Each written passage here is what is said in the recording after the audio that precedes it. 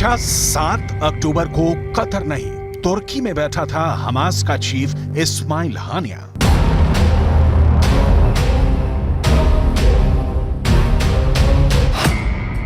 क्या 7 अक्टूबर को तुर्की में बैठकर इजरायल में खून खराबे का जश्न मना रहा था हानिया?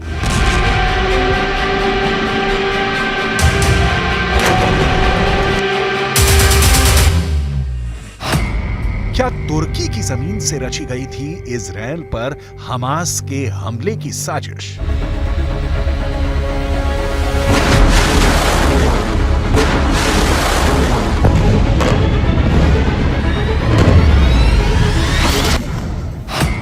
क्या तुर्की के राष्ट्रपति एर्दोगान ने सुनाया था हमास को इजरायल में कत्लेआम मचाने का फरमान?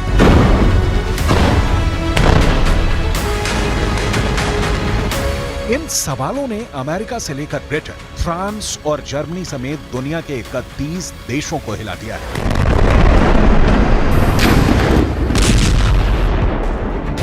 पूरे के पूरे नाटो में हड़कंप मच गया है। तुर्की ने एक बार फिर नाटो देशों का ब्लड प्रेशर बढ़ा दिया है। नाटो को तुर्की वो विभीषण बनता दिखाई दे रहा है जो उनके 74 साल पुराने सैन्य गठबंधन की कब्र खोद सकता है।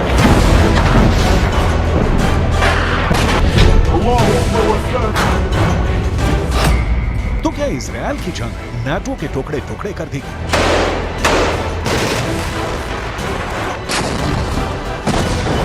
जिस नाटो की बुनियाद करीब 2 साल से जारी यूक्रेन के युद्ध में नहीं हिली, उसके वजूद पर महज 2 महीने पहले शुरू हुई गाजा की लड़ाई ने तलवार लटका दी है और नाटो का सबसे बड़ा दुश्मन बनकर खड़ा हो गया है खुद नाटो का सदस्य तुर्की।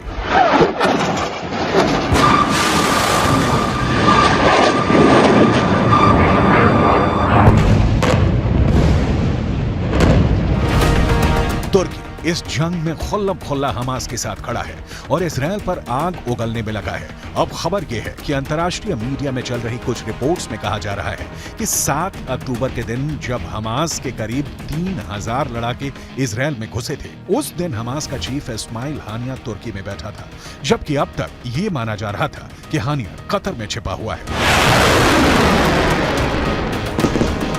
इजरायल पर हमले के दिन हानिया के तुर्की में होने की खबर को तब और हवा मिल गई जब अमेरिकी न्यूज चैनल CNN को दिए एक इंटरव्यू में तुर्की के राष्ट्रपति के चीफ सिक्योरिटी एडवाइजर ने इस बात से सीधे सीधे इनकार नहीं किया।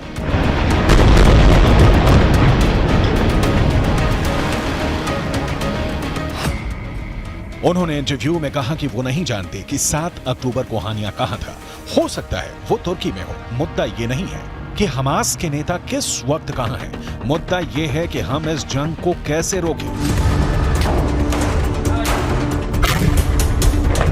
तुर्की के राष्ट्रपति के चीफ सिक्योरिटी एडवाइजर के इस बयान ने अमेरिका और नाटो के ज़हन में तुर्की के खिलाफ काफी वक्त से पैदा शक को पुख्ता कर दिया, क्योंकि हमास के नेता बेधड़क बिना किसी रोक टोक के तुर्की में जब चाहे आ सकते हैं, जब चाहे वहां से जा सकते हैं। तुर्की में उनके स्थायी ठिकाने हैं और खुद तुर्की के राष्ट्रपति के हमास के नेताओं के साथ निजी रिश्ते हैं। अभी जुलाई में ही इस्माइल हानिया इस्तांबुल में तुर्की के राष्ट्रपति से भी मिला था।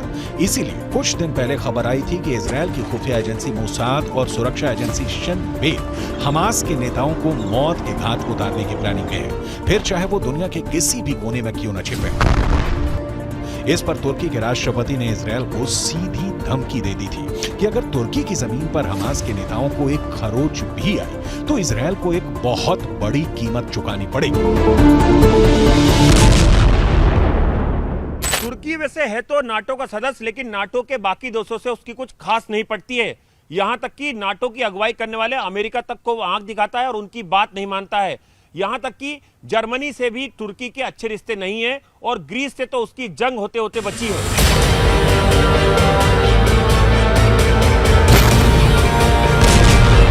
नाटो देश जो रास्ता पकड़ते हैं तुर्की उससे बिल्कुल उल्टी चाल चलता है। यूक्रेन के युद्ध में भी तुर्की ने यही किया। नाटो देशों ने रूस पर प्रतिबंध लगाए, मगर तुर्की ने रूस पर प्रतिबंध लगाना तो दूर, तुर्की के राष्ट्रपति ने पुतिन से रिश्ते भी नहीं तोड़े और रूस से गैस खरीदनी भी जारी रखी। अब गाजा की जंग में भी तुर्की का स्टैंड नाटो के स्टैंड से बिल्कुल अलग है।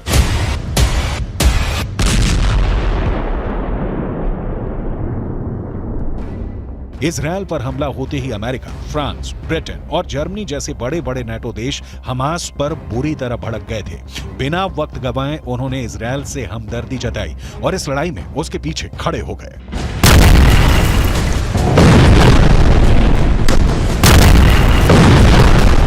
हमले के चंद दिन के अंदर अमेरिका के बाइडेन, फ्रांस के इमैनुअल मैक्रोन, ब्रिटेन के ऋषि सुनक और जर्मनी के ओलाफ शॉल्ज इजरायल का साथ देने, उसका हौसला बढ़ाने के लिए सीधा इजरायल पहुंचे और हमास को मिट्टी में मिलाने की कसम खा ली। मगर तुर्की के राष्ट्रपति रेजेप ताइप एर्दोआन ने तो इजरायल को ही आतंकी देश बता दिया है। वो इजरायल पर तमतमाए हुए हैं। इजरायल के प्रधानमंत्री बेंजामिन नेतन्याहू को गाजा का कसाई बुला रहे हैं। एर्दोआन तो यहां तक कह चुके हैं कि नेतन्याहू ने गाजा में जिस बेरहमी से मासूम लोगों को मौत के घाट उतारा है, उसके लिए इंटरनेशनल क्रिमिनल कोर्ट में उन पर युद्ध अपराध का मुकदमा चलेगा।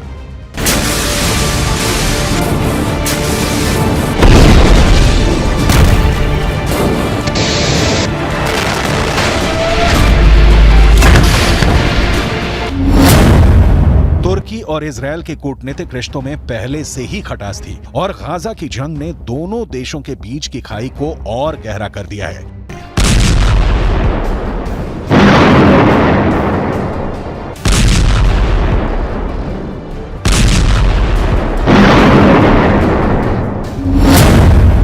अमेरिका ने हमास को आतंकी संगठन घोषित किया हुआ है, मगर हमास तुर्की का दोस्त है। दोनों के रिश्ते बरसों पुराने हैं। तुर्की में मुस्लिम आबादी बहुसंख्यक है और फिलिस्तीन भी अरब मुस्लिम है और खुद तुर्की के राष्ट्रपति एर्दोआन तो फिलिस्तीन के कट्टर समर्थक रहे हैं। उन्होंने हमेशा फिलिस्तीन की अलग देश की मांग का समर्थन किया है।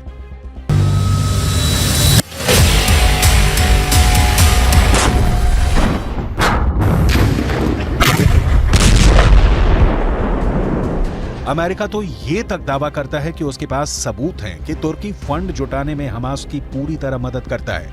इस वजह से अमेरिका तुर्की पर हमास के रिश्ते तोड़ने का जबरदस्त दबाव बनाने में लगा है, मगर तुर्की के सिर पर तो जू तक नहीं रेंग रही है। उल्टा तुर्की हमास के लड़ाकों को फिलिस्तीन की आजादी के लिए लड़ रहे स्वतंत्रता सेनानियों का तमगा दिए बैठा है।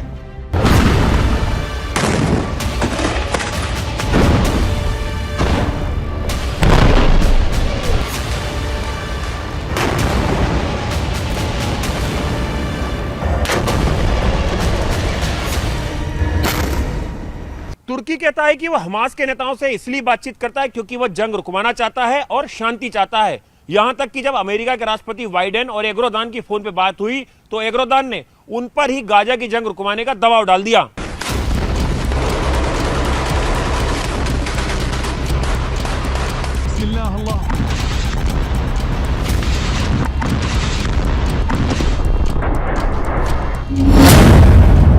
तुर्की के इन्हीं तेवरों ने अमेरिका और नाटो के सिर में दर्द किया हुआ है। इसलिए सवाल यह है कि फिर भी अमेरिका तुर्की के आगे बेबस क्यों है? क्यों वो तुर्की के नखरे सह रहा है? तो ये बात है कि अमेरिका और नाटो का तुर्की के बिना गुजारा नहीं और तुर्की उनकी इस मजबूरी का फायदा उठाने में लगा है। दुनिया के नक्शे पर तुर्की की लोकेशन उसकी बहुत बड़ी ताकत है। तुर्की नाटो देशों के दक्षिण पूर्वी बॉर्डर पर है, यानी यूरोप के आगे पश्चिम एशिया और भूमध्य सागर तक नाटो और अमेरिका की पहुंच बनाने के लिए तुर्की अहम जगह है। तुर्की नाटो के लिए काला सागर में घुसने का भी रास्ता है और रूस को घेरने के लिए काला सागर बेहद जरूरी है। और फिर तुर्की नाटो का वो सदस्य है जिसके पास अमेरिका के बाद इस मिलिट्री अलायंस में दूसरी सबसे बड़ी सेना है।